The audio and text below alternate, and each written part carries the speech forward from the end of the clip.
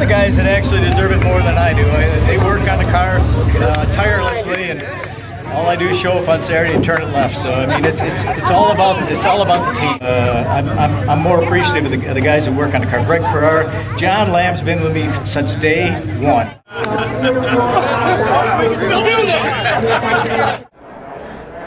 There's always a beginning. I mean, did you know Dick before racing? No. The original guys with the Sportsman had a guy driving their car, the original builders of the cars, and the guy that they had was going on vacation and they needed somebody to drive, and Dick had driven for a while and then retired from racing cars, and so they asked him if he'd fill in for a couple of weeks, and a couple of weeks turned into 35 years. He originally started on his own with his uncle, Rod Barton. He drove his car in heat races and kind of got used to driving the thing at quite a young age, and then eventually his uncle helped him build a car, so he had his own Sportsman. And I didn't know him at that point in time, but then when the guys built some cars, and again had a different driver, so when they asked Dick to drive, that's the first time I met him. So I was involved clear back into the mid to late 70s building Sportsman cars that didn't have anything to do with late models. Time it was John Lilly, Del Seekins, and Gary Zepka were the original builder owners of these cars. And those cars back then were, you went to the junkyard and got a front end off whatever was popular to race, and a back end off of something else, and literally built your own car. And later on, Gary left and John Lilly left. I think I've been trying to figure it out. They asked me if I was in charge of the late models the whole time, and I really wasn't. John Lilly was the crew chief at the beginning, and I think he probably either quit at the end of '86 or '87, and then I took over. Basically, make sure everything's ready, and you know you're gonna not go there and have something fall off the car to start with, and then when you get there, there's always a different track condition than what you expected. You know, the guy might soup it up for the evening, or forget to water it, or not have enough money to water it, or whatever in modern times. So you could go from extremes in track condition from you know, slippery as this tabletop to like going out in the pasture and pulling your shoes off. So there's a difference between the setup that has to be in the car, and it's a constant moving target, and so you have to take your best guess what the track is going to be like at towards the end of the race, because that's when you want to be your best. You have the final say?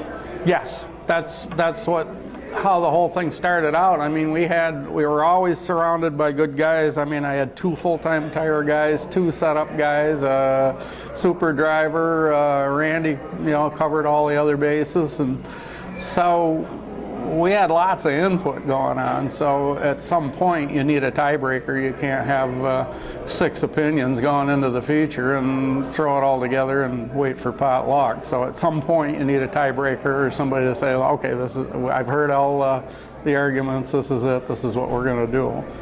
So right or wrong. Nielsen's? Yeah. They were, yeah, certainly the biggest investor. I mean, in the old days we'd go out and get our sponsors, and a lot of times some of the sponsors we got, it cost more to put their decal on the car than what we got, but it was still, because you had some names on the car, you might attract another one. So Nielsen's were by far the best thing that ever happened to us. I mean, I think I said in the interview that we would race at Lernerville on Friday night. We would leave Jamestown, I got off work early. We would leave at 3 o'clock, and anybody that could get in the car hauler would do it, take off work early. And we'd get there and race till, I mean, we could be the last feature that raced at 2 o'clock in the morning, and then it's another 3.5-hour drive back home. So I mean, it was literally daylight when we'd get home. And that was the only car we owned, and we'd turn it around, and regardless of what happened to it, and race it at State Line. Turn it around again and take it to Erie, and we literally raced 3 nights a week for years with one car.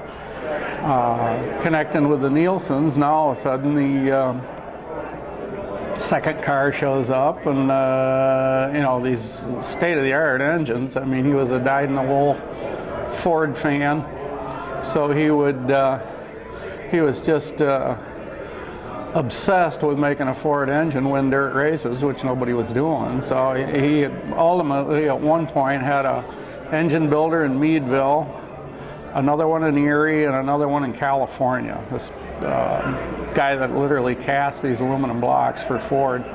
And it was a standing joke in the garage that we needed Velcro on our motor mounts, because we would race an engine 1 or 2 races, blow it up, take it out, put the next one in. And so he had 3 different motor builders doing research and development and trying to get these things going. Struggled and struggled, and then finally Brad Malcutt out in Ohio, he somehow contacted him, and he started doing our motors. And after that, I don't think we ever blew one off. We broke a crankshaft leading a race or down at Challenger once, but other than that, we never split the sides out of any of those motors. So they're just, that's when we really got going. Any odor interference? No, oh my God, the exact opposite. I mean, we were so spoiled rotten that, I mean, absolute no hands-on. He didn't want any part, didn't understand the setups, didn't care, didn't want any part of it. He just wanted a team that could go out there and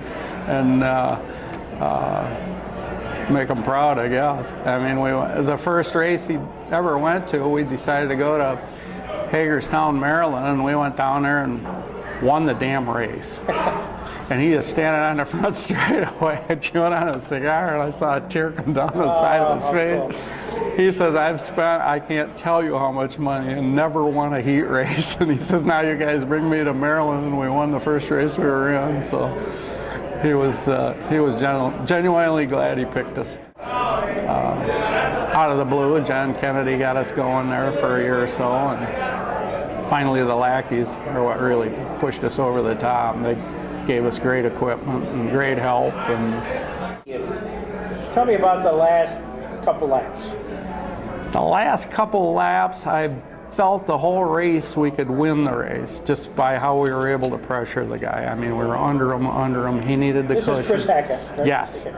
He needed the cushion, or was best on the cushion. We didn't need it. We were able to roll underneath him, but just not quite enough momentum to finish him off. But still applying pressure. Of course, now we got Robbie Blair underneath us applying pressure.